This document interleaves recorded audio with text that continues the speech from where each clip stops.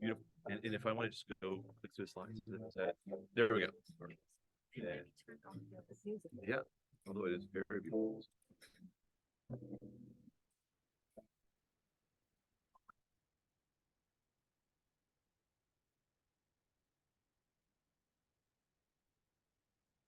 Okay.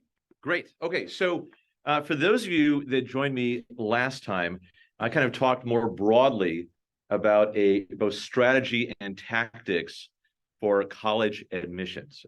So when I talk about strategy, I'm talking about all the years before your senior year. So the senior year, when you actually are applying to college, that's really about tactics. Like, how do you write a engaging, effective personal statement? How do you get amazing letters of recommendation? How do you actually put together a winning college application? So those are the tactics. And a lot of people focus mainly on preparing for the application. I think the application is a very small part of the college preparation process. Really, you need to spend years in advance preparing to have amazing content that you can write about.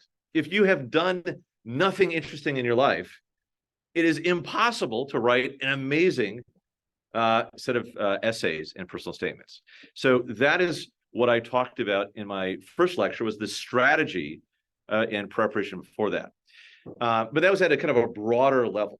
So for today, let's go deeper into a few aspects of what I think you should be doing both in high school and before high school, because I know there's some parents who have children that are in high school, which is great. And there are some parents, both here in person and online, that have children that are in grade school or middle school. I think it's never too early to start doing amazing things. And so I'm going to get into that. So what we'll talk about briefly before we have lunch or dinner or breakfast, however long we go, is extracurricular activities. Everyone believes there should be extracurricular activities, but I want to suggest identifying the right ones. We're going to talk about how best to use your child's summers. And then there's a lot of discussion about like picking a passion project. I say projects. Why just do one? And they're all really interconnected. So all three are really the same thing, but slightly different versions. So that's what we're going to talk about today. But I'm going to make a few kind of caveat kind of comments. For some of you may have never heard me before, so I'm going to be slightly repetitive for 1 or 2 minutes, and then we'll go on to some new content. First, you should always know, who is the speaker? Like, who are you getting advice for? If you go to see a doctor, did they graduate from Stanford Medical School, or did they graduate from some medical school in the country of Vanuatu? Both might be great, but you should know the advice. So I just say this, that I have done and performed in academic situations fairly well. So I can make comments that I think reflect my experience and the experience of others that I've worked with for 23 years. My mother was a professor. She homeschooled me. So I did not attend. Well, I attended grade school until 3rd grade, and then I dropped out. So I'm a grade school dropout. My mother homeschooled me. I then began college at age 12. I got my first U.S. patent at 13. I'm from Michigan, so I went to the University of Michigan. Not a bad place, top 25, not top 10, but okay. Graduated with a perfect 4.0. I had more A pluses than A's. My first job was working for Mike McCurry, the press secretary for Bill Clinton in the West Wing of the White House. After that, I was like, let's go to graduate school. I was still a teenager, still pretty young. And then just an absurd amount of, I love learning. And so I completed graduate degrees at Oxford, Cambridge, Stanford, Columbia, Teachers College, Brown, Harvard, Dartmouth. My first doctorate is from Harvard. While I was teaching at Harvard, I won 13 awards for teaching excellence. Most people try to win one. So I got 13 and other things. So the point is, I have some academic experience, and I think I'm reasonably qualified to give you some advice. So always, take advice from people that will, and then I've worked in politics and I've done a lot of political consulting. I've met every U.S. president and given them advice. Some listen and some don't. But I feel that preparing your son or daughter is very similar to running a political campaign. In politics, your goal is to get someone elected, but you have to get voters to vote for you. It's the same principle. You're preparing a campaign, you're going to brand your son or daughter to have a particular identity, and then you need the admissions office to vote for them. Same process, just hopefully we're more sincere about your son or daughter. So that's that. I've also had very good friendships from a variety of professors. Like when I was at University of Cambridge, I was neighbors with Stephen Hawking, and I would frequently have dinners with him at his house. So it just very cool stuff. And so that's a little bit of context there. All right, let's keep going. So I've been doing this for 23 years. When I work with people, I always deliver results if people listen to my advice. I always like to give the metaphor. If for some of you like American football, Tom from Boston, Tom Brady, a great quarterback, Bill Belichick, a great coach. For 20 years, they worked together. They won 6 Super Bowls.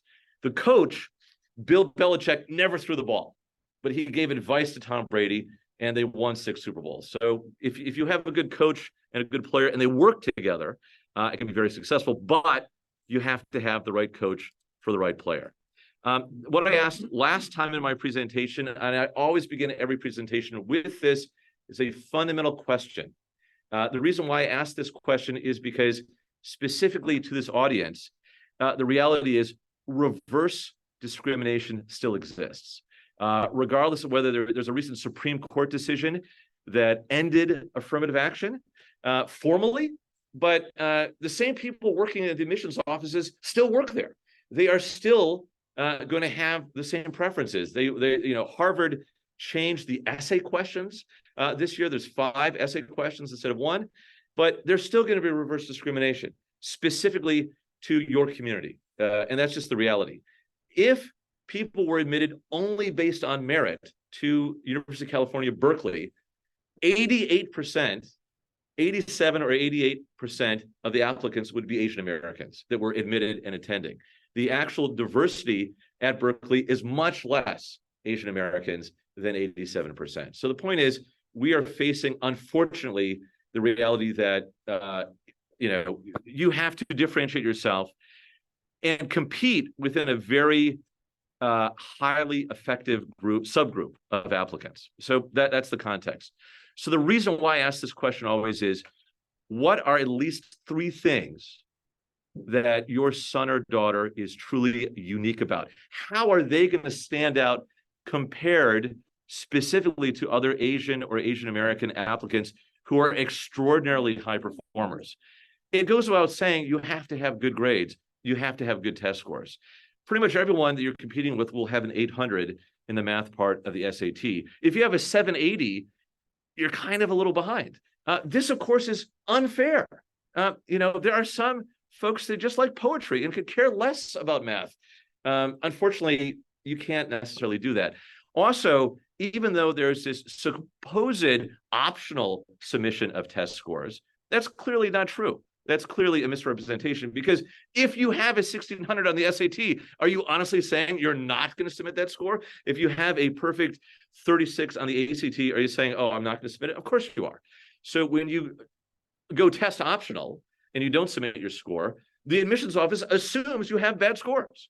The only place where that applies is like the University of California system that does not accept scores currently, even if it's optional. So in the rare cases where they simply will not look at scores, it is test optional. The reality is it's not test optional for most places you're going to apply. So you have to master that, and you have to have good grades. I actually don't think intelligence relates to grades at all. I've met many people at Harvard and Stanford that have really good grades and really good test scores that may not be geniuses. So there's not a correlation. But if you want to get your son or daughter in, they have to have that. So I'm not going to talk about test scores. I'm not going to talk about grades because they have to be good. So I will say, since we have a mixed audience, high school, when should you begin? Now. You should start preparing now, not later. And I always like to give personal examples because it's like, well, does Dr. Bolger or Dr. Ben, or Ben, whatever you want to call me, does he actually follow his advice? I have 2 children. My son is 4. My son is 4, so I'm kind of easygoing with him at the moment. My daughter's 9, and I've been using this advice that I'll give to you on my own children. My daughter wrote her first book, children's book, at 6, and had it published and was a bestseller. So, like, if you're 5, if your children are 5, give them a year, but start being a loving and supportive target parent early on. My daughter, I'm going to say this somewhat sarcastically, chose a extracurricular activity that no one else does: violin. So I'm sure no one else that does a violin. I talked with her and said, sweetheart, why are you picking an extracurricular activity that everyone else is doing? And she's like, I love that. And so I have her doing other activities, but she's like, I just love the violin. So I'm going to advise you in this lecture to pick extracurricular activities that are unique and uncommon. But sometimes you'll have children that are headstrong. I want to do computer science. I want to do robotics. Okay. So if they still want their passion, you have to embrace the authenticity of their passions. So for her, it's the violin. So I got behind that. At age 8, earlier this year, she's performed twice solo performances at Carnegie Hall. She's also performed in front of several U.S. presidents, and even inspired by Lady Gaga, who performed with Tony Bennett. She has performed with Tony Bennett. So I was like, all right, if we're going to do something really hard, let's lean in and do that. So again, I bring this up to say my advice is do not do things that everyone else is doing, but sometimes you have to listen to your kids, and if they want to do things that everyone else is going to compete with, and violin being the worst thing, because everyone else is doing the violin, and so many people are great. Like, can you honestly say to so many people that are at Juilliard, you're going to go to Juilliard, but you're not going to be famous? There's so many people that we've never heard of that will do that. So I always encourage you to be unique. The process that I use, and again, we're going to focus on the strategy and extracurricular part, but just to kind of situate my advice is, I really believe that you have to start by understanding each child you work with. And so when I consult with people, I do a very in-depth 6 or 7 hour evaluation that's based in a neuropsychological evaluation. So I understand how their brain works, just like a person's fingerprints. Every fingerprint is different. Every brain is different. Traditional schools focus on servicing the middle 80% of the bell curve, which works great. But none of you want your child to be in the middle of the bell curve. You want them to be on one side of the bell curve. So you need a personalized learning plan. I base that on this theory of multiple intelligences, which I talked last time about. But I base all recommendations on a very detailed, personalized one-on-one evaluation. I then develop a personalized strategy for your son or daughter. And whether you work with me or someone else, you should not read something on the internet or read a book and say, I'm going to copy what everyone else is doing. Why? Because everyone else is trying to copy that. So do not copy what you read on the internet. That will only lead you to be a copy. And then after an individualized plan, then we focus on strategy, whether it's K to 8 or freshman, sophomore, or junior in high school, and then senior year's execution. And then importantly, when you are planning for college admissions, don't stop at just being admitted to Stanford or Harvard. You then have to prepare your son or daughter to transition to college. And I'm not going to talk about this in today's lecture, but briefly, high school is very different than college. Just 20 seconds on this. High school, your entire day is structured, except for maybe there's 1 hour of like study hall. The whole day is structured. When you go to college, you have unlimited unstructured time. So when you transition from a highly structured environment to a very unstructured environment, many freshmen are disorganized and actually get low grades. That's a problem because most of your children are not, some of your children are going to be billionaires. They're going to attend Stanford for a year or two and then drop out and found a startup. So to those parents, that's great. Some of your other children are going to finish their degrees and then go on to graduate school. Guess what? In graduate school, they don't care what your grades were in high school. They care what your grades were in college. So if you start college and you have bad grades in freshman year, that's not good. So it's very important after your son or daughter is admitted to the college they want to prepare to transition to college. One obvious example of that is in high school, you really can't shop for classes. There's usually one teacher that teaches chemistry and one teacher that teaches physics. At Stanford, there's like 4 or 5 teachers that will teach introduction to economics. At Harvard, there's several professors that teach Ec 10. So don't just enroll in the first class you sign. Sit in on all 4 versions of it and pick the version of Ec 10 that's best for yourself. And so there's a lot of advice like that people overlook. So again, like once you're accepted, that's great, but you have to transition to college. Many people leave that out. So that's kind of like the start to finish process. Briefly, multiple intelligences, for those of you who haven't heard of this, we traditionally in the 20th century look at only verbal intelligence and quantitative intelligence. The SAT and ACT has 2 sections. It tests for those 2 things. One of my mentors at Harvard, Howard Gardner, argued there's 8 forms of intelligence: kinesthetic, artistic. There's a very like Pablo Picasso, for example, might have scored very low on the SAT and ACT because those tests don't evaluate your understanding of aesthetics. But many people consider him, depending on whether you like his art, to be a genius. But he would not test well in a traditional IQ test, whereas Einstein might go very well in a quantitative assessment. So my point is there's multiple forms of intelligence. We don't always evaluate that formally in our school system. I think in planning extracurricular activities, in planning summer activities, and in planning passion projects, what are the 3 things that I'm going to talk about, you have to consider their uniquenesses, and you should not look at them only on the verbal and quantitative scale. If you do that, you're missing at least 6 forms of intelligence that they probably might excel in, or they could be cultivated in. So please consider that. The last thing that I'm going to say that is kind of a summary of my other presentation is, if you think about professions that you're involved in, if you're a doctor, if you're a general practitioner, you see people that have colds and coughs, that's one level of compensation, one level of prestige. If you're a neurologist, that's a different level of compensation and prestige. If you're a neuro-oncologist, that's another level of specificity. Almost in all professions in the real world, the more specialized you are, the more valued you are, the more you're compensated and rewarded. There's some exceptions. There are people like Thomas Jefferson that founded the University of Virginia, that was an amazing architect and president of the United States on the $2 bill and an ambassador to France.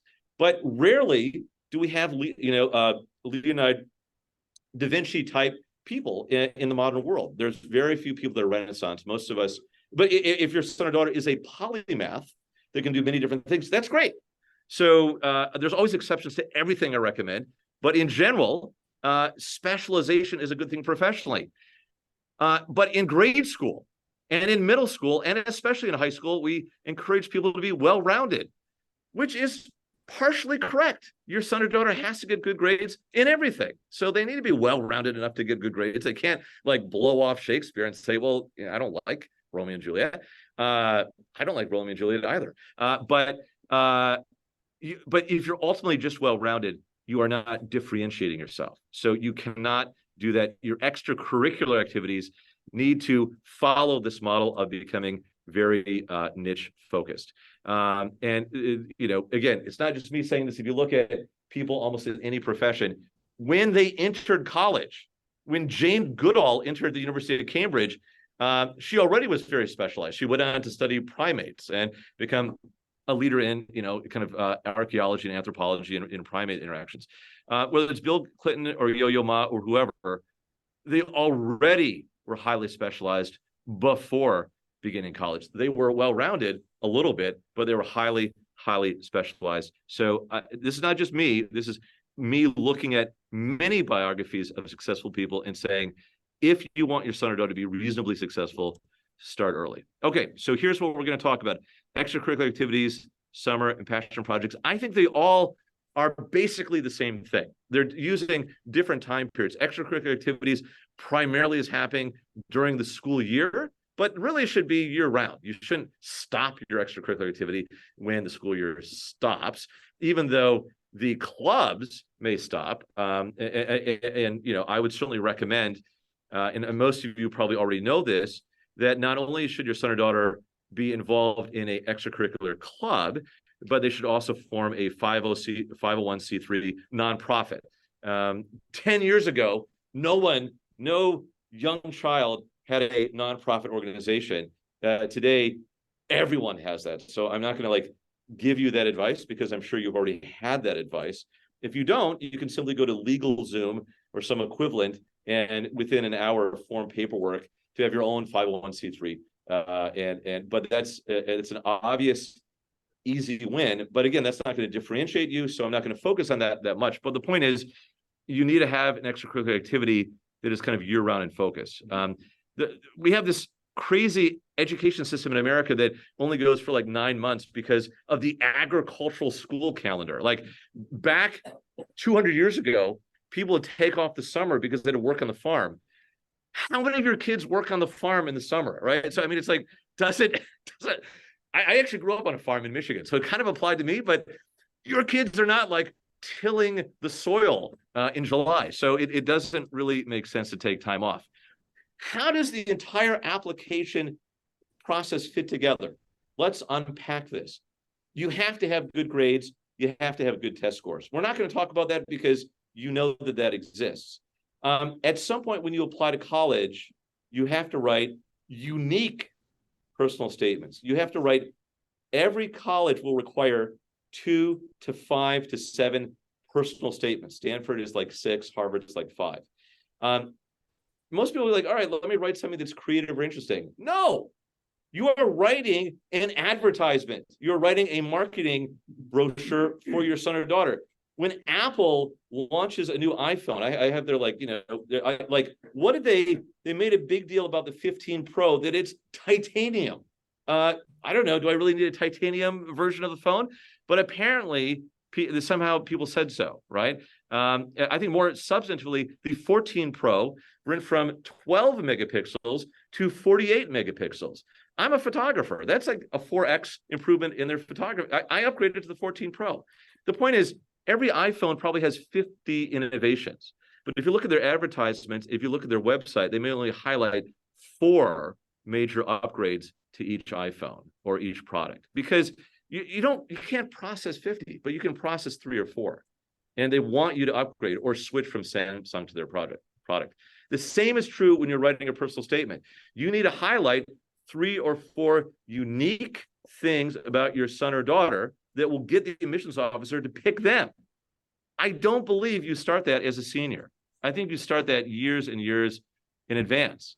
And some of the places where you get award-winning essays is from extracurricular, is from the summer, is from your passion projects. You're going to write about the amazing substantive things that you have done that differentiate you. And you have to, the only way to be amazing and incredible is to be amazing and incredible. Unlike the college cheating scandal several years ago, where people like photoshopped kids into rowing boats and stuff. I don't think that works. I think the only way to be a winner is to be a winner. So let's start talking about that. But the reason why I'm talking about the extracurricular summer and passion projects is these are the things that your son or daughter should consider writing about in their main personal statement and in many of the supplementals. That is a way that you differentiate yourself from the general competition and the specific competition that your son or daughter will be compared with. I always like to start with this, because we're in Silicon Valley, right? So, I mean, we kind of know all of these names. One of them was in Seattle, but more or less. Everyone on the planet knows who founded Apple, right? Everyone knows who founded Microsoft or Amazon or Google, correct? I mean, none of these names are like, oh my God, let me Wikipedia who Jeff Bezos is. But can you, and this is, I want to actually don't answer this because I'm talking to a smart group of parents in Silicon Valley, but imagine that you're in Iowa or even in Boston, and who's the current CEO of Microsoft? Who's the current CEO of Amazon? Who's running Google right now, right? You guys probably know the answer because we're in Silicon Valley. But how many people know who's actually, I mean, people know Tim Cook because he is on every, a promotion for Apple. But besides Tim Cook, because they spend billions of dollars promoting him, does anyone really know, does 80% of the American population know who's running Amazon right now? I think most people would probably say, oh, Jeff Bezos. The point is, if we think about corporate America, founders are somehow more special. They're not more important, but they're somehow more special than people who are CEOs. And of course, CEOs are very important. So my point is to use this as a metaphor for extracurricular activities. Is many of you in grade school or in high school will be given at the start of the school year a list of clubs that exist. And it is great to peruse that list of clubs and say, oh, well, there's the chess club. My son loves chess. I might have him join that. And, as a freshman, he'll join. And then maybe as a junior, he'd be president of the chess club. Or there's the robotics club. That's great. I'd like to have him compete in robotics. So again, I'm going to have him join as a freshman, have him work really hard and kind of work up the ladder to be president or vice president of the club. That is great. And I don't say that that's wrong, but that's not as memorable or as interesting as the example I just gave you. And so I would challenge you. Again, I'm going to give you advice that's not on the internet. Right? I'm always going to try to give you counterintuitive advice, because if you're following the advice that everyone else is listening to, guess what? Everyone else is doing that. And you do not want your son or daughter to be a commodity.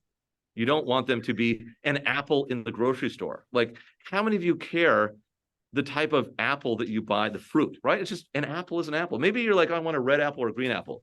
What you want is to be like the technology company Apple, that you pay an insane amount for their laptop compared to a Dell, or because somehow they're not a commodity. You want your son or daughter not to be a commodity. So an easy way to do that is do not have them do an extracurricular activity that already exists. Find out, for just a random example.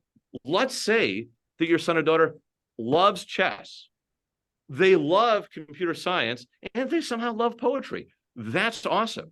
Do not have them join 3 separate clubs and become president of one, secretary of the other, and treasurer of the other. Okay, that's one strategy. Have them form a new club that, I don't know, meets during Sunday brunches, where they are bringing poets and computer science folks together to play chess and read poetry.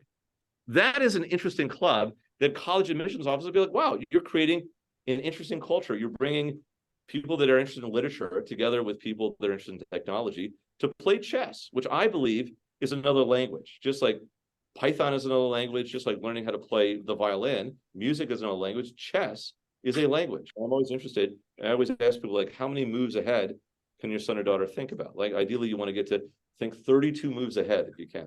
That'd be awesome. But most people can think like 5 or 6 moves ahead. The point is, if you bring people together in a unique extracurricular organization, you now have something to write about. And as an admissions officer, I'd be like, well, so you would on Sundays get together and you would read poetry in between having a stalemate or something. I mean, the point is, do something that is uncommon and memorable. If you just say, I'm president of the robotics club, it's like, well, great. Literally, there are 3,000, there's over 2,000 high schools in America. There's probably 2 or 3, then you look at private schools, there's 3,000 presidents of high school robotics clubs. So even if your son or daughter struggles to become president of the robotics club at your high school, they literally are not differentiating themselves from the competition. All the presidents of the robotics clubs, guess what, are going to be applying to MIT, Caltech, Stanford. Like, literally, you now have become a commodity. So I do not encourage you to always go with what exists. I encourage you to found an organization that actually matches with their interests. And instead of having 4 different clubs, only Elon Musk can run Tesla and SpaceX and maybe X. There's some controversy as to whether X is doing that well or not. But the point is, most of us are not Elon Musk. Most of us probably should not run multiple corporations at the same time. That, like, the old advice on extracurricular activities was, there's 10 spaces on the common application for extracurricular activities. You have 10 activities. No one reasonably can be good at 10 activities. It's not believable. It's not, even if your son or daughter is great, it's not credible. So it's important, I think, to have 1 or 2 or maybe 3 extracurricular activities, but do amazing things with them that are truly uncommon and unusual. That's, I think, very, very important. So how do you pick an extracurricular activity? Again, I think it should be interdisciplinary. I think you should put several interests together, not just one, several. Get the most uncommon things together are better. You know, like people that are vegans, put people that are vegans together with people that enjoy, hunting. That's a great club because you're going to have a lot of interesting conversations. What I'm saying is something that is unexpected, and the admissions officer is going to be like, well, all right, this seems weird. Let me learn about this. So the more unique it can be. Is it truly unique? Is your student motivated? Do they care? Do they truly care about it? And then they have to say, why do they care about it? If you join the chess club, why do you care about chess? If you love computer science, why? You can't just say, oh, I really love numbers. That's not you have to tell me, why do you have that passion? Most people cannot answer why. If I were to ask, it's very tough. If you're like, what flavor ice cream do you like?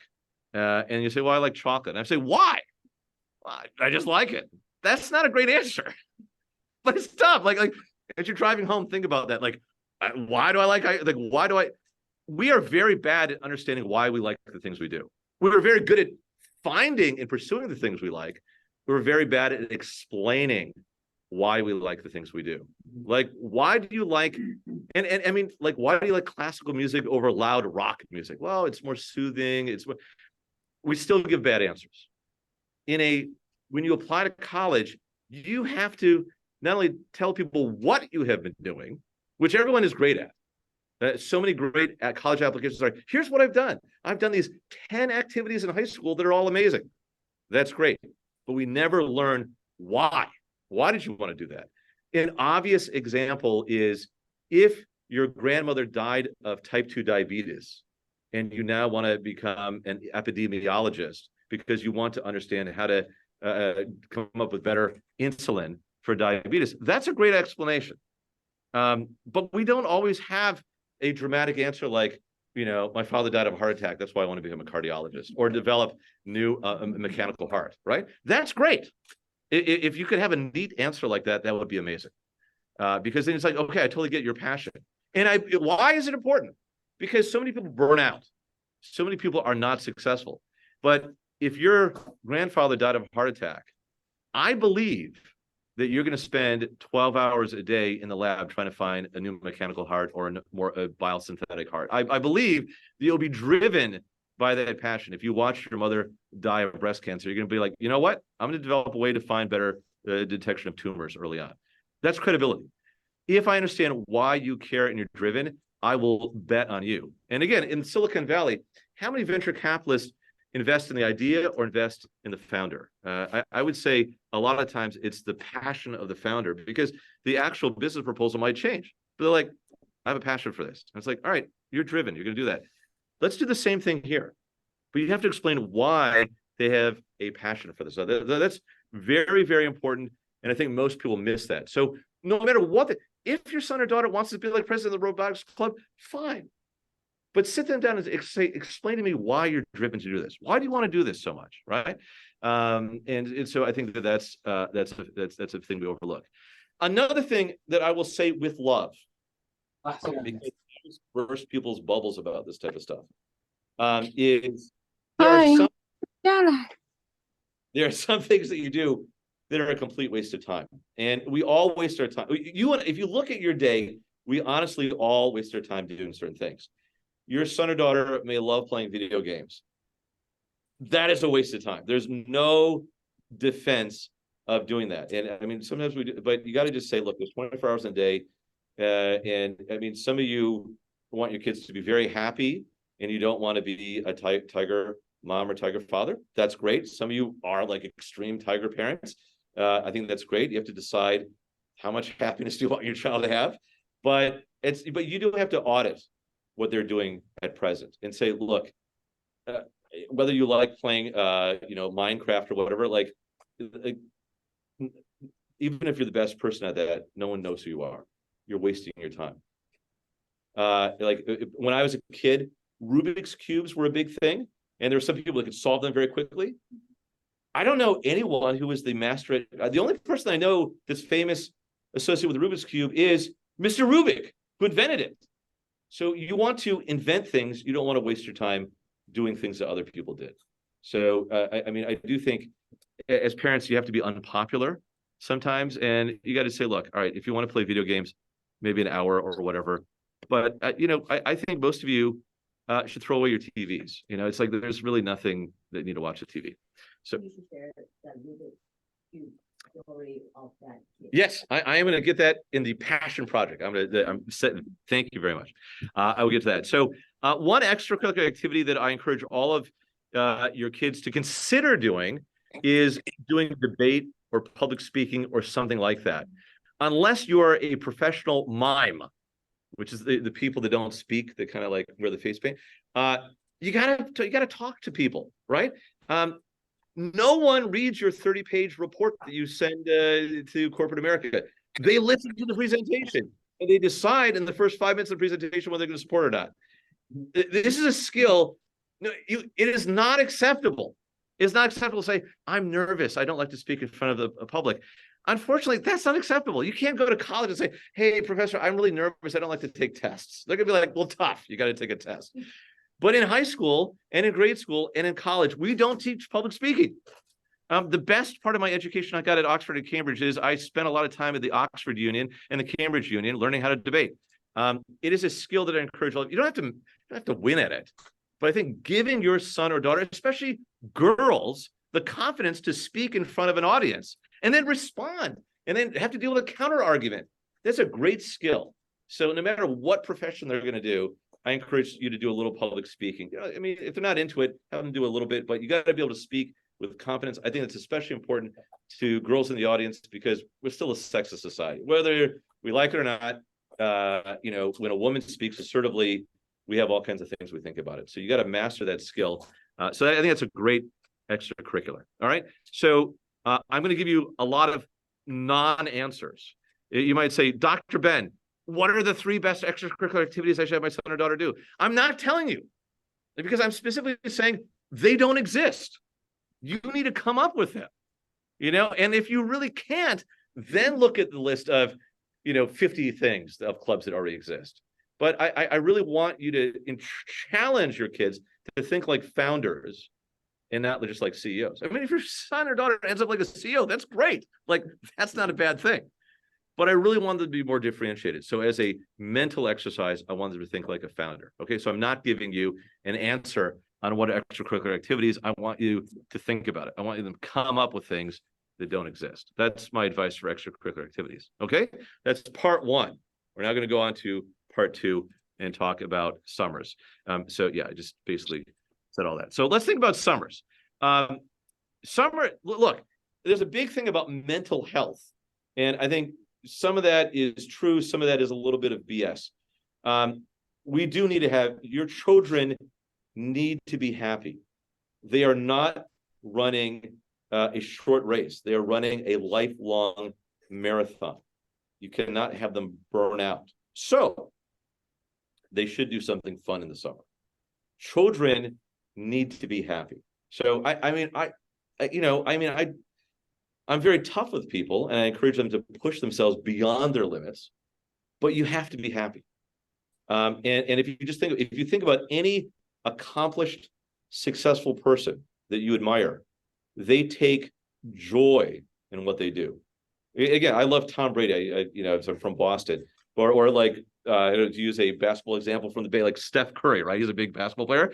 I think he enjoys basketball. Like I think, like I'm sure he loves to be paid a lot of money, but I think even if he like didn't get paid anything, I think he'd probably still play basketball.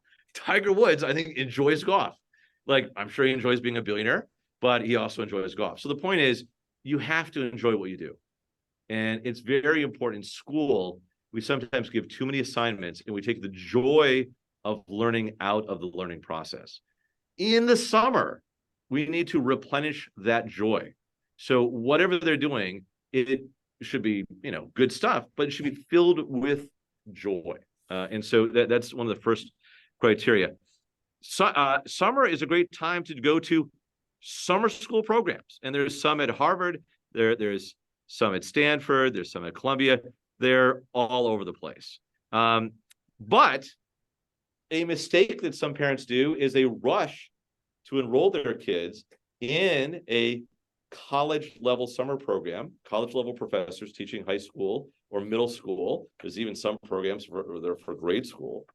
But you're going on the record when you take one of these programs. If it's graded, it does no good to take a summer program at Stanford or at Harvard and get a B.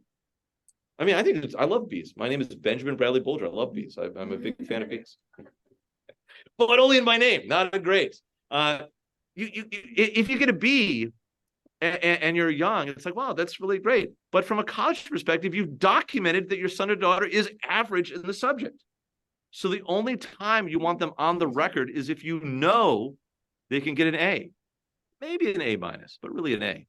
So if they're going to take a college program and you're uncertain whether they can get an A, have them take a program like at Brown that's pass-fail first, and have them transition to learning how to do college level assignments in high school or something. Only go on the record when you know they can win. And I'd sometimes talk to parents all the time. They're like, I'm signing my son or daughter up for advanced physics, right? They're really good at AP, blah, blah, blah. And now I'm going to have them really, well, okay, but maybe they're going to end up with an A minus or B plus because it's advanced physics and they're only a sophomore in high school. I'd rather have them sign up for introductory physics and get an A plus than a B plus. You want to demonstrate mastery. Of course you want to challenge yourself, but it does no good to document being mediocre. I mean, we all make mistakes, but when you're on the record, you want to limit the negative grades. So that's a lot of people will say, oh, so I've taught at the Harvard Summer School more than 2 decades. I only recommend people doing that if they're very confident they can get an A or maybe an A minus. So if you're going on the record, make sure that you can deliver. It's just like APs, which we're not talking about APs today, but it does no good to study for 12 APs, which some people do, and then get a bunch of 3s and 4s. It's better to study for 4 APs and get all 5s. So quantity is great, but quality is much, much better. Remember, you want to work with a neural oncologist that is a master at brain tumors. He may not be a good podiatrist. That's fine. We'll go see a foot doctor somewhere else. We want the specialist in neural oncology. Same thing here. You don't have to take a bunch of courses. You have to take one and get an A. So that's something about summer programs. And because a lot of people do summer programs, I think that's great. But I think that is a chance to demonstrate your knowledge, not really a time to learn knowledge. So anytime you're being graded, you really, it's like you're showing what you've mastered.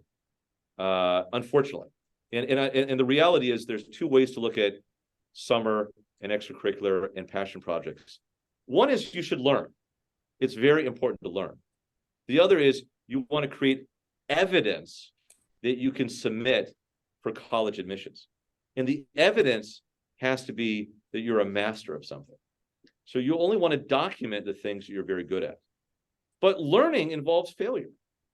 So you want to learn and be prepared to fail and make mistakes. And then you want to go on the record. So only sign up for things that have permanent records when you know you can master them. So I think college, Ivy League courses, or going to Johns Hopkins, there's a gifted program at Johns Hopkins that's very famous. All those things are great, but you only want to go on the record when you're ready. A lot of people over the summer will do research projects. And there's organizations that, for thousands of dollars will pair you with a professor to do a research project, et cetera. I think some of those are, I think some are good and some are not good. The research project is only beneficial if it leads to a peer-reviewed publication.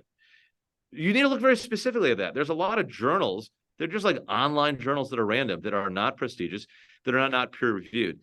I'm sure all of you know what a peer-reviewed journal is, but for one or two of you that don't, a peer-reviewed journal is an academic journal that other faculty members at other institutions review the articles blind and then accept it based on its merit. It's very hard to get published in peer-reviewed journals. So if your son or daughter is going to get published, if they're published in the high schoolers, blah, blah, blah, no one cares. That unfortunately is a waste of time and it doesn't matter. It needs to be a peer-reviewed journal. Again, I don't discourage doing things, but I'm saying there's some things that matter, that count, and there's some things that do not matter and do not count. So avoid the things that do not matter and do not count. I think if you can do a research project, that's great, but it cannot be a random one. If we go back to when I was saying about doing an evaluation and then developing a strategy, the research project, the internship, the courses at an Ivy League school, and the special projects all have to be laser focused on what you're planning to do. If your son or daughter is planning to be a cultural anthropologist, then those activities need to relate to cultural anthropology. They can't be, I'm going to, do something in computer science. I'm going to do something in mathematics. You can't be all over the place. You have to be laser focused. And again, I don't think it's acceptable. My own personal view is it's not acceptable to have your kid be like, I don't know what I want to do. Like you can't be 35 and say, I don't know what I want to do. It is important at a young age to understand that. And so when I evaluate people, I try to help them understand at a young age, here's where your potential is. Now you can change that over time, but you need to be laser focused. You cannot wander around. You can't run around aimlessly for that. So, I don't know what they said, but yes, maybe I agree. Or maybe not, I don't know. But the point is you have to be laser focused. So this is all this summer activities is premised on you going deeper into the major you want. In a previous talk, I was very specific in saying, don't pick a common major. The first 2 years of college, you could switch. If you have a love for computer science, consider mechanical engineering. Like if you want to develop prosthetic limbs for people that have amputated limbs, you can do that by studying computer science or computer engineering. You can also do that by studying mechanical engineering. Guess what?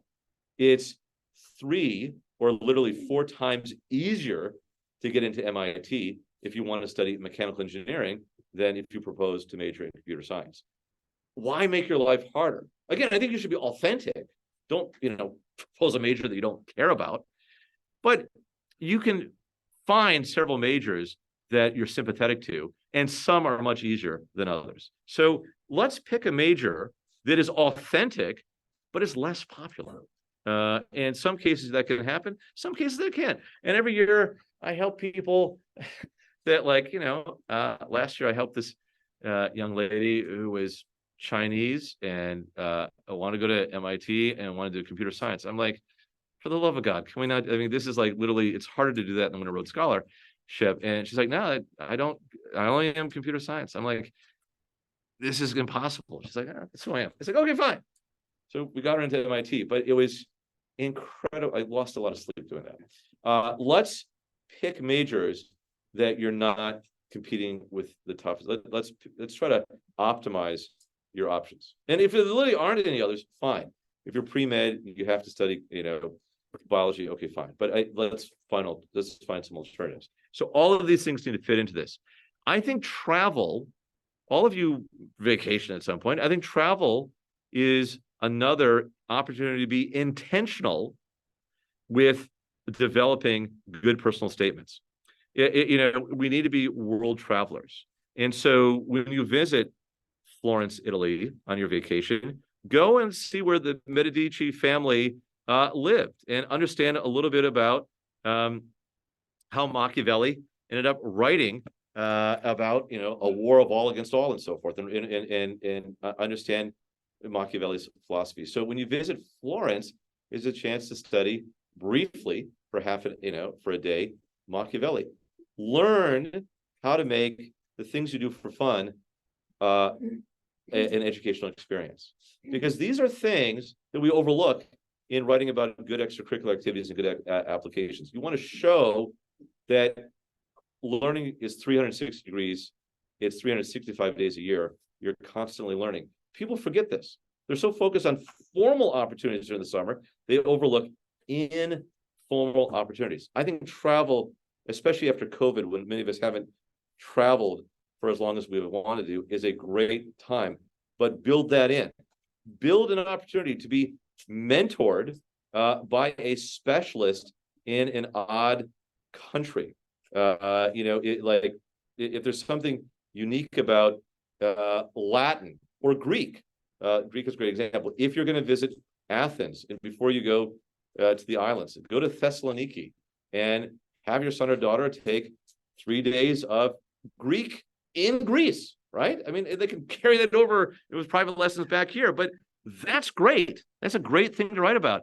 My son or daughter was in Thessaloniki, Greece, and studied Greek by, Professor so-and-so at the University of Thessaloniki.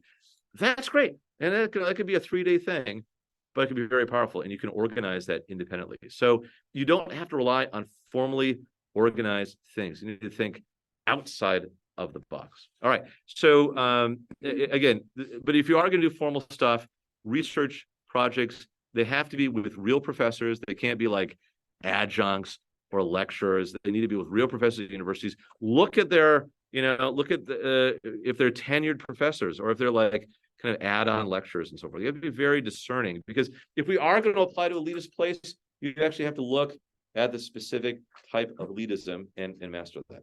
All right. But I think summer projects are very important, but they should not be limited to summer. And so I'm going to start talking about passion projects in a minute.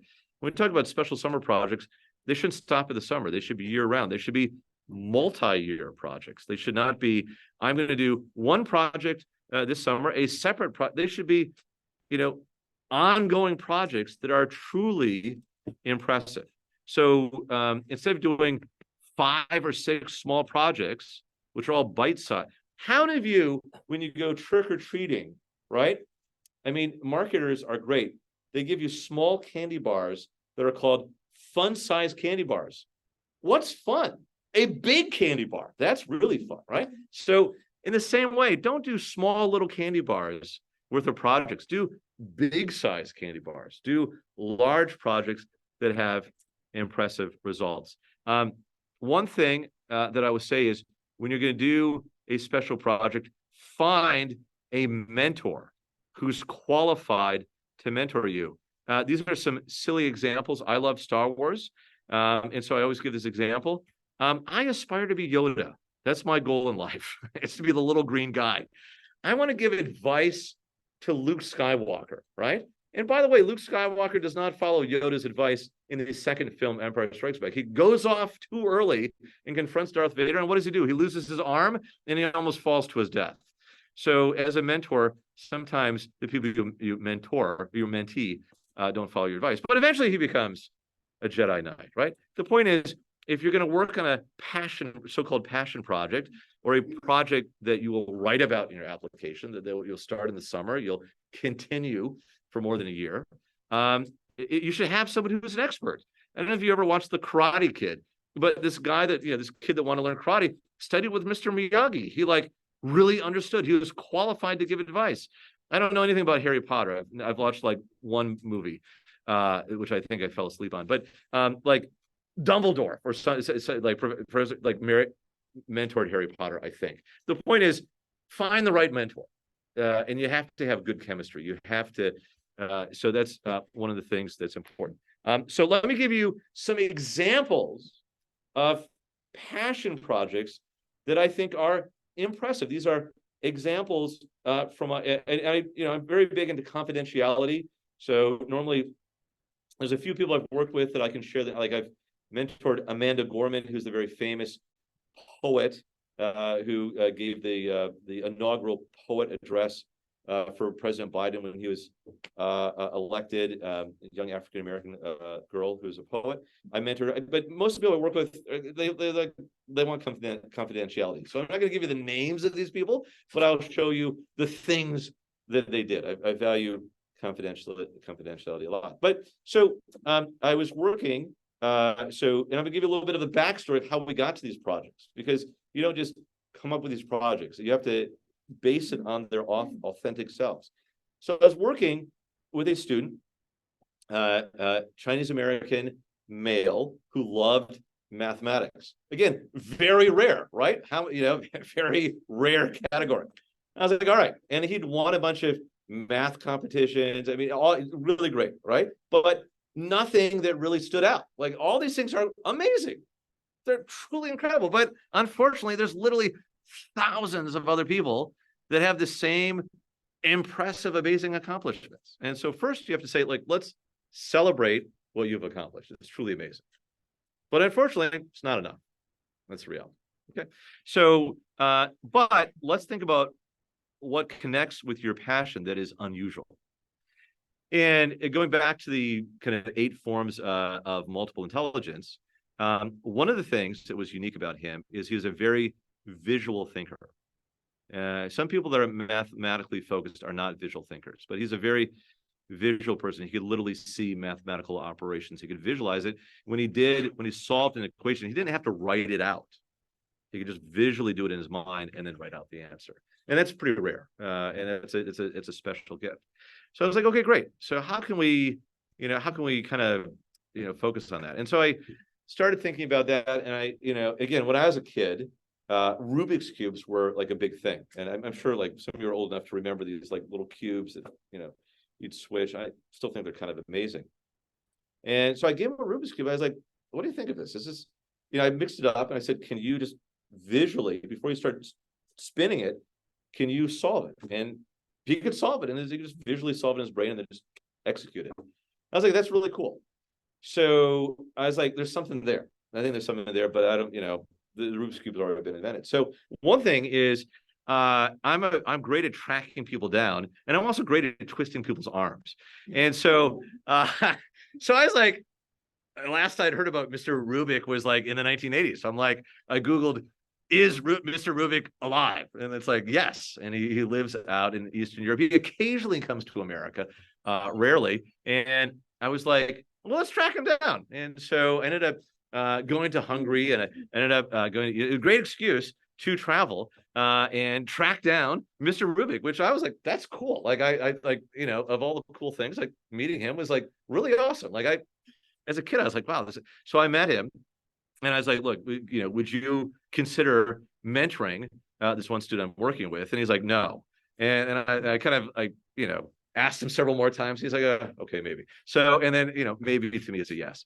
So anyway, so we got the guy that invented the Rubik's Cube to mentor the student I was working with. And then I was like, all right, well, what are we going to do? So the student I worked with ended up developing his own 3-dimensional visual puzzle.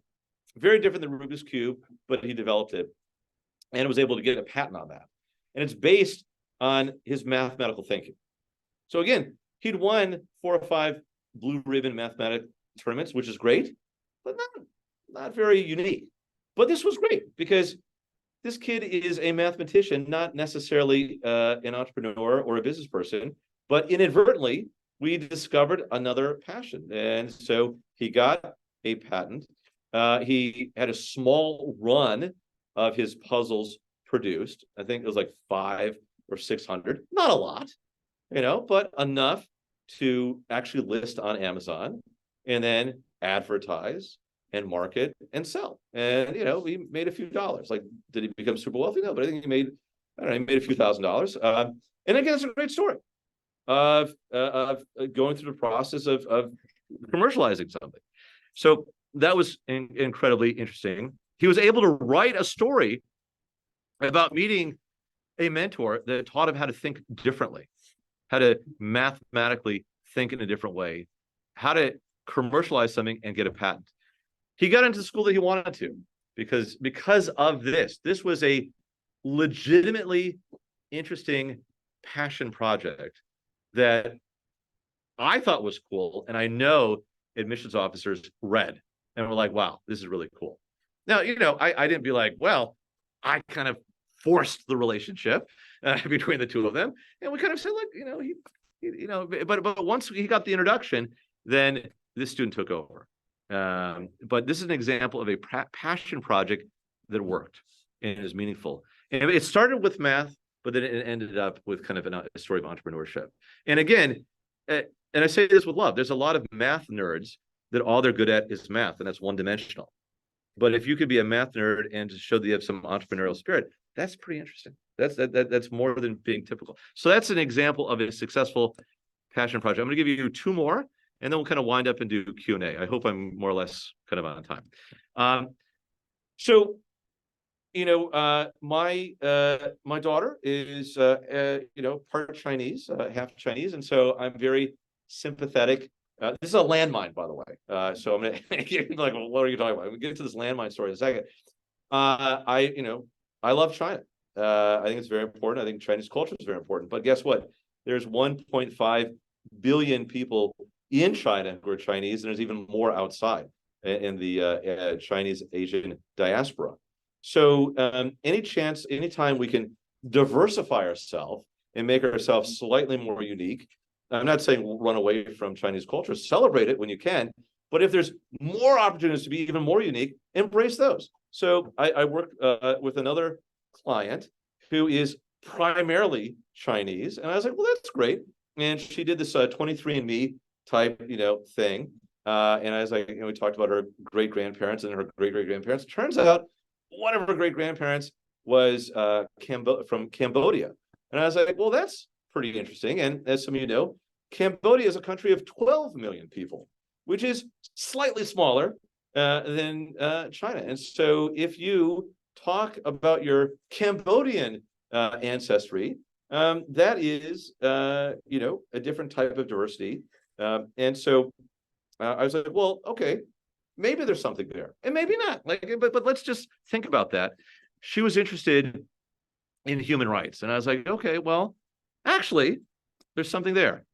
Still in Vietnam today and in Cambodia, there are literally hundreds of thousands of landmines that are unexploded. They were put there during the Vietnam conflict and the Cambodian conflict, and they have been there for decades, and they have been there unexploded. And literally every year, thousands of people, unfortunately, in Vietnam and Cambodia lose limbs, primarily farmers and other people in rural areas that are, you know, walking in some spot and something that's been undetonated for decades, you know, either kills them or severely maims them. And I was like, yeah, that's kind of an interesting thing. And she tracked down an organization. She actually spent her summer in Cambodia, 2 summers in Cambodia, helping a nonprofit organization that she did not start, but she joined, and she formed a youth branch of this that is responsible for educating and removing landmines. Obviously, her parents were like, Dr. Ben, we are not going to allow her to go out into the field and remove landmines. And I was like, okay, that probably makes sense.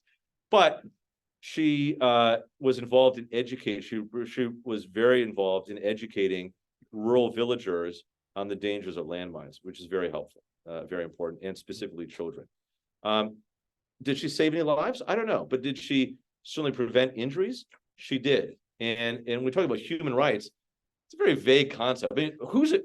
Name me one person that's against human rights. I mean, I'm sure we could think of one or two, but generally, everyone in corporate America is like for human rights, right? You know, as we wear products that are made from child labor, everyone rhetorically is for human rights. But the devil's in the details. You can't just be like, oh, I joined a human rights organization and like, we champion human rights. You got to do something that's like very specific. I spent 2 summers in Cambodia educating grade schoolers on where not to walk and why it's important not to go to these paths, because you could end up with a landmine or something. And here's what to spot, or if you think you've stepped on a landmine, here's how not to move. And there's some really interesting ways, like if you actually think you've stepped on landmine, like what to do. I will not give you professional advice but the point is, I actually learned what to do if you step on a landmine and it hasn't died. Anyway, there's a whole separate conversation. We'll talk about that informally. The point is, it was really cool. And it made for an amazing set of essays about this very specific problem. And again, if I'm an admissions officer, I've read 30 other applications today. I'm going to remember the story about the girl that went to Cambodia and helped. I mean, it doesn't matter. She might have not even been Cambodian. She could have been, from Beijing. But the point, it was a happy coincidence that she had a little bit of ethnicity and then tied this into something she related to. And this is an example of something that's very specific. It's a passion project. She spent 2 summers. She then formed a high school club, and 3 of the other extracurricular activities that she did related to all that. So it all kind of came together. And as a girl, it's great to tie it into human rights, because when we talk about human rights, we are also talking about women's rights. So all of this tied together in a very compelling way. I'll give you 2 other quick examples. What is this? This is an instrument that I can barely pronounce, a kaling, which is a flute. And this flute is made out of, in this case, a human bone. This is an instrument that is, so I'm going to say something that's very controversial. All right, so buckle up and just like for the next minute or two, just be like, oh, I do not associate myself with Dr. Bet. This is an instrument that is a traditional Tibetan instrument. And again, this is from a student who is Chinese. If our audience were applying to a Chinese university, we would never talk about this, right? But our audience are very liberal American admissions officers. You have to know your audience, right? And so your audience is not President Xi. Your audience are hyper liberal, very woke admissions officers. And for whatever reason, most of them, including most of Hollywood, by the way, think that Tibet should be liberated and blah, blah, blah. And, there's even a film called 7 Years in Tibet. So for those of you that are risk takers, and some of you will be like, I don't want to touch this. I don't want to talk about should Taiwan, or I don't want to talk about this stuff. But for those of you that want to be risk takers, I say take a risk. In America, some people, the admissions officers, 10 out of 10 admissions officers are going to say Tibet should be free. So I worked with someone who was like, let's take a big risk. I was like, great. So she visited Tibet, toured Tibet, and actually was a musician. She played traditional instruments, which aren't going to help. But then she also mastered the kaling and performed. And she got very politically involved. And when she would do these performances, she'd fly the Tibetan flag, and she really made a very political statement about this and talked about human rights and the Dalai Lama and all that type of stuff. Very controversial. And some of you would be like, we're never going to do this. All right. Totally respect that. But for those of you that want to get political, you can't just be like, oh, I like the Dalai Lama. She actually mastered something that was traditionally Tibetan, became world level at this, and made that a big part of her profile. And it worked. And she got into, I think, literally all the top colleges she applied to. Very political, very risky. So I'm now going to move on to my last example. But I'm just saying, for those of you that want to ruffle the feathers and make waves, there's opportunities to do that too. All right. So let's go on to something that's a fun way to end. I mentioned this in my last presentation. None of you are going to do this, but I'm just saying, thinking outside the box can involve actually putting yourself in a box. So the last example, I work with this guy who's a very extreme kind of sports person, involved in soccer, involved in wrestling and MMA, all those type of things. He loved scuba diving. And I was like, okay, great, but that's kind of boring. And he was very, very, very adventurous. And again, none of you are going to do this, but I'm just doing this just as a fun ending. And I was like, all right, well, what do you think about cage diving, where you literally submerge yourself in a cage and then sharks swim around you and they come up to the cage? And he's like, yeah, I'm down for that. And his parents were like, yeah, we're going to join him. And I was like, awesome. I was like, this is the first client I'm ever going to have that's going to die. But this will be fun. And so, but he did cage diving, and it was really cool, and he documented it.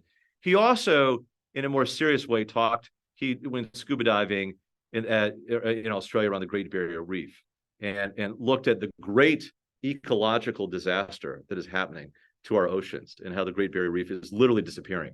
because of how we're harming the environment. Everyone writes about environmentalism. So that part he could write about authentically and in a credible way, but that wasn't very exciting. But the cage diving, he started his essay by like talking about, being surrounded by sharks. That was a great beginning to his essay. And it's something that was authentic to him. And he had a lot of fun doing it.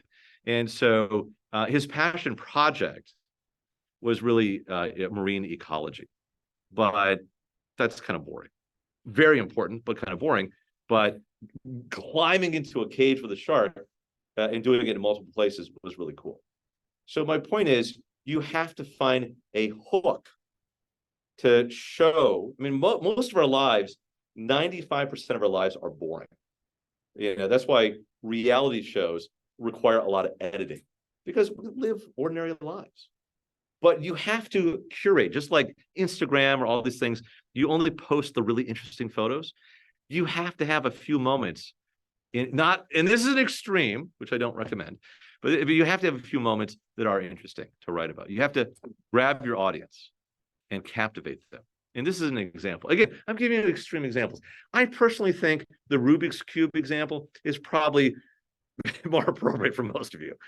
But for those of you who want to be crazy political or crazy adventurous, there are alternatives. So in terms of special projects, this is a special project, but it's based on ecology, right? And there are certain animals and certain fish in the ecosystem that are equivalent to canaries in a coal mine, and some sharks are like that, and some sharks are becoming extinct. So again, he wrote on a serious level about like why he actually cares for sharks and stuff. But if you just start being like, hey, I care about this endangered shark, it's like, oh, who cares? But you're like, hey, the shark. It's like, wow, okay, let's read this.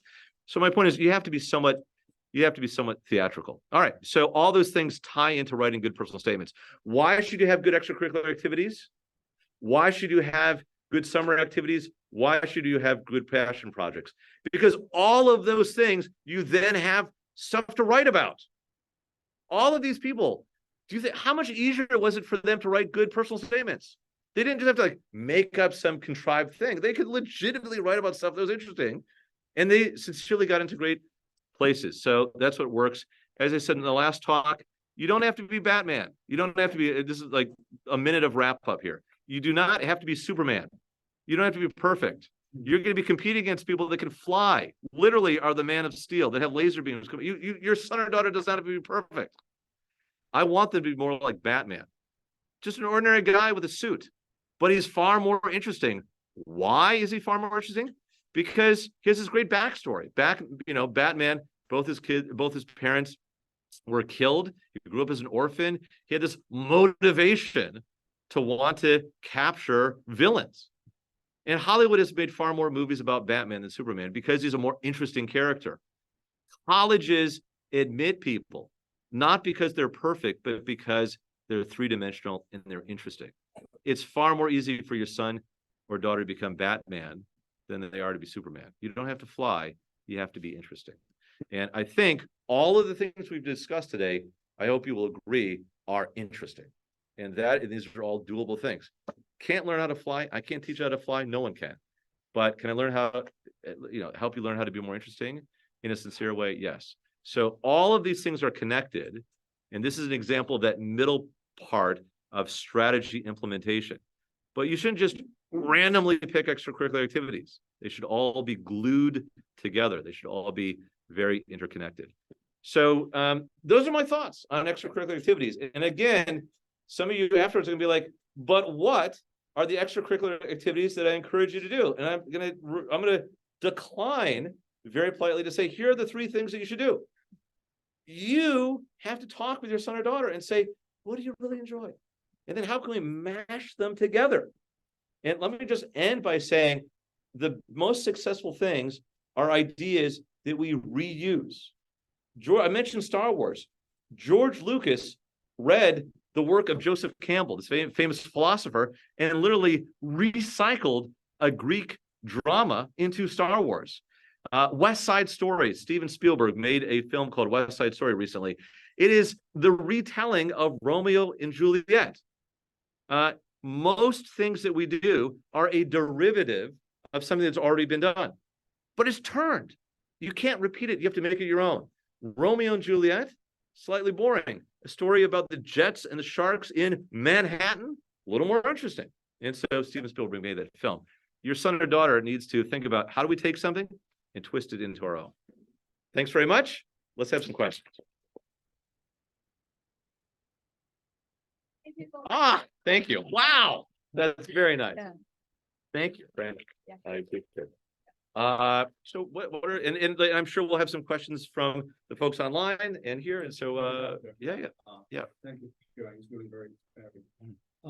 Yeah, one question, one challenge for me is how to foster my kids, my son at grade 8 and my daughter, how to be more self-motivated, how to be self-driven rather than I push him every day. You need to go even something interesting, basketball, you need to practice. Yeah. You need to do math. So I told him, I told my son, I will not push you anymore when you go to the high school. So you need to drive yourself. But I do worry whether he can be really self-driven in person. Yeah. How to foster the self-driven? That's really a question. It's an excellent question, and maybe I will return another time and give I can give an hour lecture on motivation. So that's a very important question. I'm going to give you a short answer, but really it's a longer question, a longer answer. There's a very famous study that a psychologist did, where he literally put a cookie in front of a young child and said, if you wait 5 minutes, we'll give you a second cookie. And if you wait another 5 minutes, we'll give you a third cookie. 80% of people young kids just ate their cookie right away. And then like 3% got like 5 cookies, and then so delaying gratification is one important aspect of motivation. And it seems counterintuitive, but the reason why some people don't have motivation to do something is because they want to do something else, or they don't want to do something. So one of the things that someone needs to work on if you want to build motivation is learn how to delay gratification in some areas. So you have to say no. Saying no to one thing is part of the process of saying yes to something else. So I would say one of the first things is you say no to something that you want to do, or that he wants. I assume there's something that he would enjoy doing that maybe he shouldn't do, and then you over time refocus to something that you want him to do. But I think learning how to say no is a condition to learning how to say yes.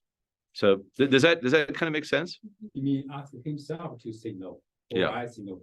Ideally, well, you may have to start with saying no to begin with. Ideally, he learns how to say no himself. And so learning how to say no to certain things is a precondition to saying yes to others. So, I mean, like, for example, if he's not interested in one thing, or if he's interested, let's say, in basketball, but he's not practicing enough, learning how to say no to other things he's doing is important. The second thing, I think, is showing in a positive way examples of success. So like in our culture, like Steph Curry, whatever, they're just like, oh, he's just born to be great, but it's like, I think like showing, I'm sure there's somewhere on YouTube, like Steph Curry at age whatever, very young, spending unlimited amount of time learning how to make a 3-point shot. Like he didn't do that overnight. We portray success as overnight, but the most successful people that make it look effortlessly have spent 10,000 hours doing something. And that's something that Malcolm Gladwell famously, said in the Tipping Point book. You have to spend 10,000 hours doing something. And so ultimately he has to spend 10,000 hours doing it. A way to get him inspired is to, maybe he meets someone or hears a lecture or something from someone he is inspired by.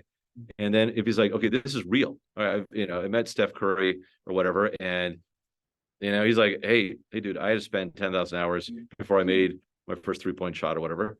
Then that might be a spark of inspiration. So first you have to say no. Then you have to find out what is inspiration. And inspiration is usually, I think, looking at role models. And sometimes you have to find the right role model. And sometimes it's counterintuitive who's a role model. But I think role models work. And you have to find, but sometimes it's meeting the role model or making it real or reading a book or doing something. I think actually reading biographies of people that you want him to be inspired by is very helpful. Because if you like really read 300 pages or 400 pages about someone who did the thing you wanted him to do, and he might read and be like, yeah, but at some point in subconscious, he'd be like, you know what? All this stuff had to happen and for this person to be successful. And so I think biographies are also successful. I could give you like 12 other answers, but saying no, finding a role model, and then actually reading biographies, I think are important. Yeah, good question. Yeah, it's tough. I mean, motivation is very tough, and you are very motivated. Your son or daughter may not, and that is something that maybe we'll do another lecture. Maybe we'll do another lecture. It's something that it takes a long time to cultivate. But I do think I've read hundreds of biographies, and I think because they are blueprints for understanding an entire person's life. You only have one life to live, but you can live 200 lives if you read 200 biographies, or just read the Wikipedia entry. Like if you're short on time, have your son or daughter read the Wikipedia entry and then get them into a smaller biography. And I think if you say, look, if you want to do this, here's what it takes. And I think that's a very realistic way, because people have to be convinced, do I really need to do this? And if you say, oh yeah, they did it, then that's helpful too. Other questions? So, if we are really into the package, so what is the workflow like tutoring, mentoring? Can you describe how you are going to approach the kid and the workflow? I mean, like how do I interact with people, or how do I say a little more about it? Yeah. I received the information about the package. Yeah. There was a mini package and then like whole package. Yeah. So I just want to know what is the workflow, like the daily interaction, or so how to. So first, I do a really comprehensive assessment, so I really understand what are your son or daughter's skills and talents. What are the unique things that could be cultivated? What are the things that are not being cultivated that could be? And then we develop a strategy to say, okay, here are 3 things. So for example, the student that was good at math was also good at visual thinking, and he had not put that together. So I'm like, let's think about activities that can grow a connection between visual thinking and math. And so in addition to like the Rubik's Cube, he participated and was mentored by both math professors, but also artists. And some artists are very mathematical in the way they do art, and some mathematicians are visual. And there's a whole area of visual graphics. So we kind of put him through some very intentional programs. So I am not an expert in everything. So I sometimes connect people when I'm not an expert. If I am able to, I do. So I'm a little bit like a conductor in the sense that I lead an orchestra. I help put together a strategy. When I have expertise that I can really help people with, I do directly, and that might be on a weekly or bi-weekly or once a month. It's like, how often should you see a doctor, right? If you've just hurt your leg, you may need to go to physical therapy every day. So there's not like it's custom design, and it may be that I'm like, here's the strategy, and I will oversee it. But as a conductor, then we're going to need a first violinist to teach the violin, but I will then integrate you into the orchestra. So it really depends on exactly the goals. But overall, I will say, here's how this fits into the plan of preparing your son or daughter to college. So everything I do relates to preparing your son or daughter to college, but in order to prepare them, they have to actually master those things. So, I mean, I'm not a mathematician, so I can't be like, here's what your goal should be if you want to be a professor in math 20 years from now. But I will sit down and I'll track down like Kip Thorne, who is a great physicist, who I met with earlier this week, and I'll be like, all right, help me understand this aspect of physics, and then what should we do for this type of student? So I will either get advice from someone who's an expert, or I will connect them. And so it depends. And sometimes you don't have to work with the world's best expert, but you need to work with someone who's been mentored by them or so forth. So I really believe in connecting people with experts. And I'm very good at some things, but I'm not good at everything. So in the same way that my mother, when she was homeschooling me, taught me directly, but then also outsourced. So the answer is it's a combination. And I kind of, when we're talking about strategy, I'm like, here's the strategy. And or if it's like building a house, the architect will say, here is what should happen. And there are some architects that are also builders, and sometimes the architect will be the builder, but then they will have a subcontractor that say, I don't really specialize in building bathrooms. So we'll have a subcontractor that builds a bathroom. So we want a building that looks very beautiful and very functional. So the answer is, it depends. It depends on the uniqueness of the student. But I like to be as directly involved as possible, but I also am very honest about my limitations. So, I'm good at tracking people down that are the right match. So the answer is as much as possible, but it's also I also believe that kids get bored easily. And so I do not think that, more meetings that are excessive are productive. Kids have an attention span of like 45 minutes to an hour at most. So you want to, be purposeful. You want to say, we're going to meet and we're going to set these goals, and then we're going to have accountability and check back, and we're going to see, are we accomplishing this or are we not? And so it's very important to have very clear goals and very, very structured and systematic. Yeah. Yes. Okay. Hey, good to see you. Very important sharing, and we got a lot of valuable information. Yeah. So I have a quick question. My son is grade 2, and he's studying Hello.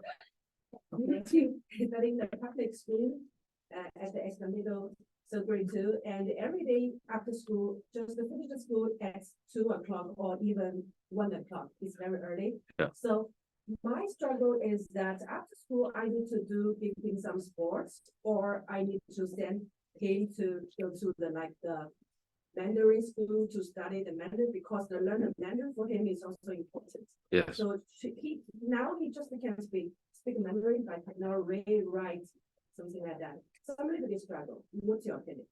On whether he should do Mandarin or what he should do after school. Yeah. Just now he's playing all the afternoon.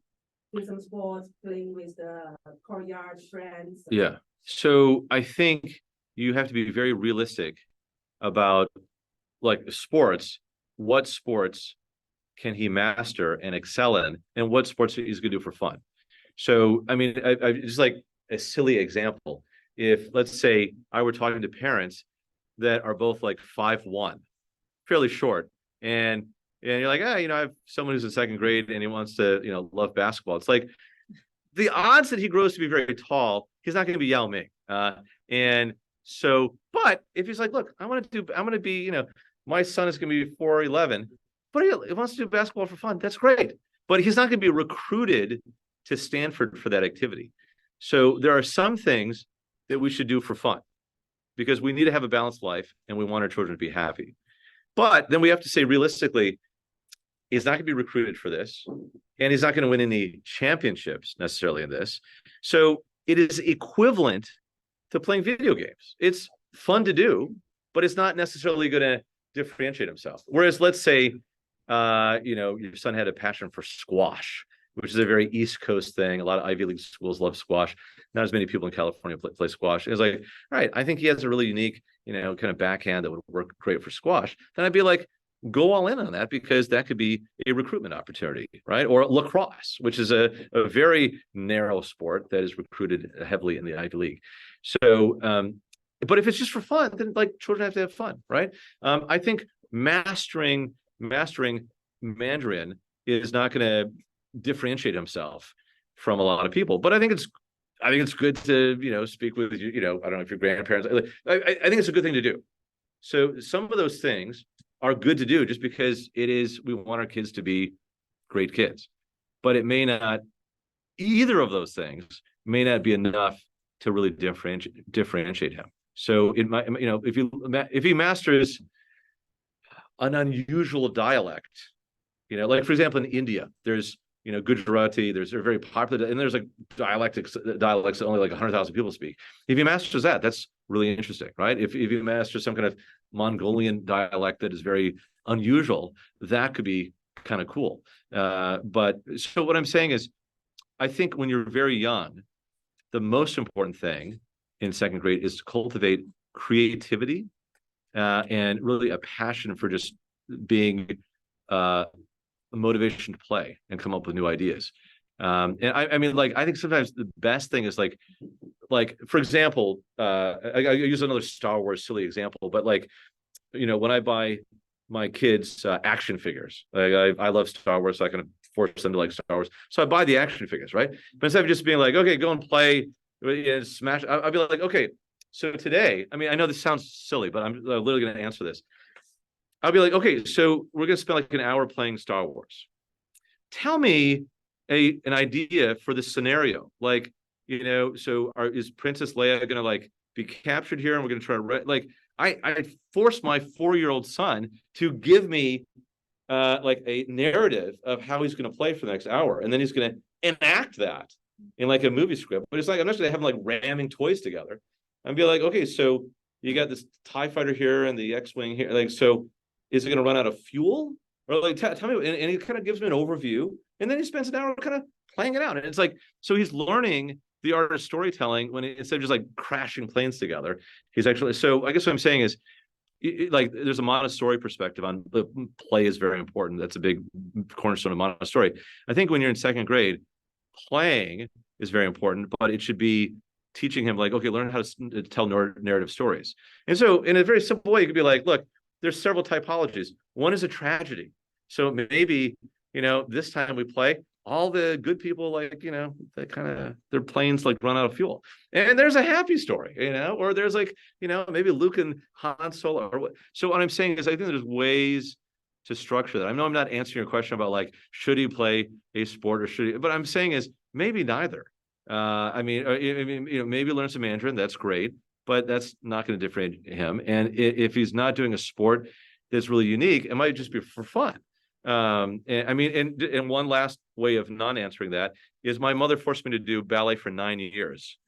I did ballet for 9 years. I do not do ballet now, but you know, it gave me coordination, and I traded ballet in for fencing, which is much more manly. Now, in retrospect, I should have kept doing ballet because I would have been one of the only straight guys doing ballet in a room full of women. So that was a strategic mistake on my part. I should not have given up ballet, but I gave it up for fencing, and that was very cool. But I was better at sword fighting because I did ballet. So I guess, you know, with the age of your son, and maybe like, let's have him do some fun things, and maybe he's not going to, you know, whatever, but that will give him a foundation, and then they can branch into something more unique. So I guess another way to think about this, you might have him do something now as a bridge to something more unique later. Yeah. Yes. Question. The question is the kids' character and then the major, because many schools may ask the kids to declare the major. Yes. My son, he likes ski from a very young age. He likes it and consistent. So when we prepare the package to tell that our kids like this. So as a parent, how can I use my son's experience and then the character and then the interest to advise him what major he should be related to? So, but you think what do you think his major might be? Skiing, or what did you say about skiing? Because or he likes to ski. Yeah. I saw that he make good at like others, but because when we prepare the personal statement, we need to want to, like, say the unique, the kids are really consistent. Yes. So because I don't get the connection. So that's why I want that maybe. It's junior right now. No, it's not. It's not. Yeah. But I'm just saying, I think she wants to know what, like, at this age. Yeah. How to. So I'd have to know more about what are the things he truly likes to do, right? And we can talk afterwards. But I think you have to find something that is truly unique about the things he likes to do. So I would have to know more. Like, in other words, I can't answer that without, I'd have to talk to you a little more. Like, I can't, you know what I mean? So I think at any age, you can find things that are unique. He probably is doing some things that are unique. but I'm just saying it needs to. We'd have to talk a little more about what that is. Like if I just talked to the kid that was doing math, I didn't know he was a visual thinker until I kind of worked with them a little more. So there's probably something that's very popular that everyone else is doing, but I also think there's probably something very unique that you have an interest in that maybe you either cultivated or haven't cultivated, that we got to find some kind of unique angle. We do not want to do what everyone else is doing. So in my experience, you can usually find that. Even if you're a junior, it's never too late to be unique. So, but then we have to think very quickly about what have you done in the past that can connect that together. I would just say the Supreme Court usually makes a decision first and then finds decisions from the past to justify their decision. To use a metaphor, if you're a junior, you may have to find what you want to be unique and then go back to your biography for the past decade and then connect all the dots and kind of force a connection, which you can do. It's a little harder, but it's very possible to do. So so we can talk about that. Yes. We'll all right. We'll just take a few minutes block to make the food available for everybody, and then we were supposed to be at that. Oh yeah. I'm very long-winded. I'm sorry. And then that's okay, but we can just take it easy, eat, and continue chatting, because I think everybody has a lot more questions to ask. So feel free to eat and walk around, continue chatting, do whatever feels the best. Excellent. And thank you to the folks that are online as well. I'm sure somebody there. So.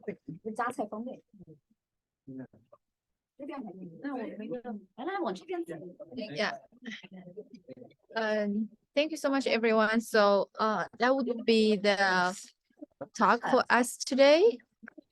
Everyone have a good weekend. Thank you.